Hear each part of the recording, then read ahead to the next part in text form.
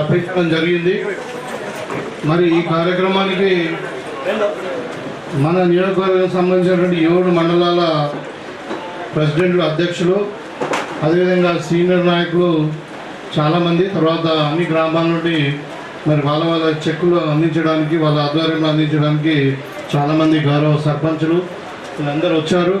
ఇంకా పెద్దలు తారచంద్ గారు ఉన్నారు, భాస్కర్ రెడ్డి గారు, శ్రీనివాస్ గారు, మరి సర్పంచ్ల పూర్వం మన కాన్స్టిట్యున్సీ ఇన్ఛార్జ్ అయినటువంటి బాసు గారు, జనార్దన్ గారు, షాదుల్లా గారు, మరి కార్పొరేటర్ మన హర్చంద్ గారు, వీళ్ళందరూ కూడా వచ్చారు. అందరూ కూడా పేరు పేరున మరి ఇక్కడికి వచ్చినటువంటి మా అక్క జిల్లాలందరూ కూడా పేరు పేరున నమస్కారం తెలియజేస్తాము.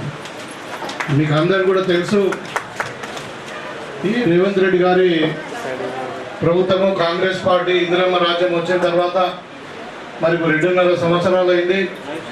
ఈ 2.5 సంవత్సరాలలో ఎన్ని సంక్షేమ పథకాలను అన్నీ కూడా మనం అమలు పరుస్తూ ఉన్నాము.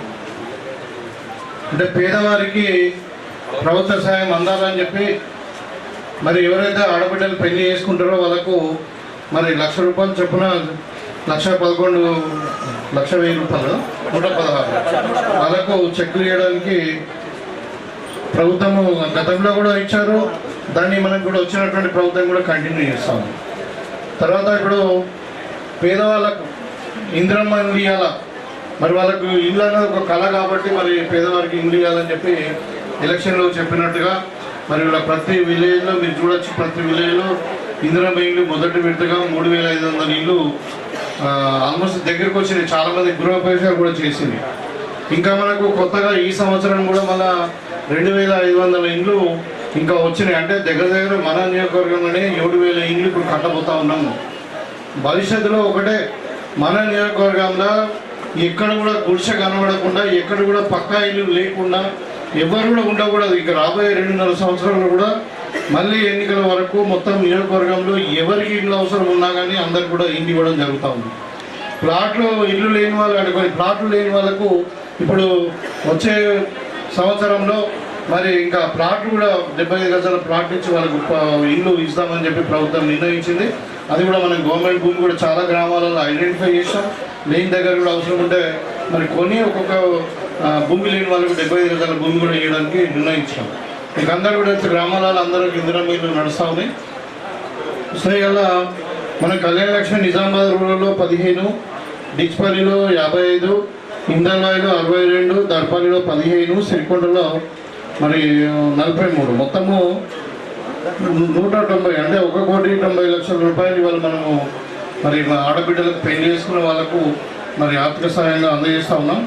మీకు దీంతో పాటు మీకు చెప్పాలి, ఇప్పుడు మన పిల్లలు పేదవాళ్ళు బాగా మంది చదువుకుంటున్నారు గవర్నమెంట్ స్కూల్లో అని చెప్పి, గవర్నమెంట్ స్కూళ్ళలో అన్ని స్కూళ్ళలో మనం ఇప్పుడు బాత్రూమ్లు కట్టిస్తున్నాము, కాంపౌండ్ వాల్స్, కరెంటు, అక్కడ ఎలక్ట్రిసిటీ, తర్వాత వాటర్ అన్నీ కూడా పెట్టి వాళ్ళ మీరు ఏ స్కూల్ అయినా చూడండి, ఇప్పుడు గవర్నమెంట్ స్కూల్లో స్ట్రెంత్ పెరిగింది.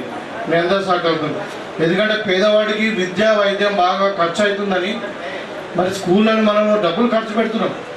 మీరు అంటే ఒక విషయం చెప్తాను మీకు, ఇప్పుడు ప్రైవేట్ స్కూల్లో ఒక పిల్లవాడు చదువుకుంటే ఆ స్కూల్ వాళ్ళకు ₹25,000 మాత్రమే ఖర్చు అవుతుంది.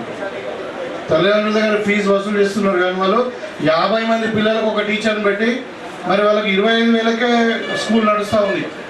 కానీ ఇక్కడ అట్లా కాదు. ఇప్పుడు గవర్నమెంట్ టీచర్లకు మనకు ఉద్యోగాలు ఎక్కువ, ఇక్కడ బాగా చదువుకున్న వాళ్ళు కాంపిటేటివ్ ఎగ్జామ్ రాస్తారు కాబట్టి వాళ్ళకు జీతాలు ఎక్కువ, మరి పిల్లలేమో తక్కువ ఉండి మనకు ₹1,00,000 పడుతుంది. గవర్నమెంట్ ఖర్చు పెట్టలే కాదు. ఇవాళ మీరు చెప్పడం కాదు, మీరు బడ్జెట్లో చూసుకోండి, ₹22,000 కోట్ల మన బడ్జెట్ అంటే దగ్గర దగ్గర 10% మనకు వచ్చే ఆదాయం నుండి ప్రభుత్వము విద్యాశాఖగా ఖర్చు పెడుతుంది. అయినా కానీ మరి ఇంకా మన పేదవాళ్ళ కుటుంబాలకు సంబంధించిన కానీ మధ్యతరగతి కుటుంబాలకు ఇంకా పిల్లలు ప్రైవేట్ స్కూళ్ళకు వెళ్తున్నారు. అది వెళ్లకుండా మీరు గవర్నమెంట్ స్కూళ్ళకే పంపించాలని చెప్పి ప్రభుత్వం అంతా కూడా ప్రయత్నం. ఇవాళ మనం వచ్చినాక 13,000 మంది టీచర్లను రిక్రూట్ చేసుకున్నాం. అందువల్ల ఉచిత విద్యనే కాదు, నాణ్యమైన విద్యను ఇవ్వాలన్నది ప్రభుత్వం యొక్క ఆలోచన. దాని రిజల్ట్ కూడా కనబడతా ఉంది మనకి. ఇప్పుడు రోజు పిల్లలు పెరుగుతూ ఉన్నారు. చాలా ఊళ్ళలో ఇప్పుడు మనకు గవర్నమెంట్ స్కూళ్ళలో ప్లేస్ సరిపోతలేదు, టీచర్లను మనం అడ్జస్ట్ చేస్తూ ఉన్నాం. ఆ విధంగా ఇలా మనకు మరి మీకు మహిళలకు ముఖ్యంగా చెప్పాలంటే ఇలా 0 వడ్డీ రుణాలు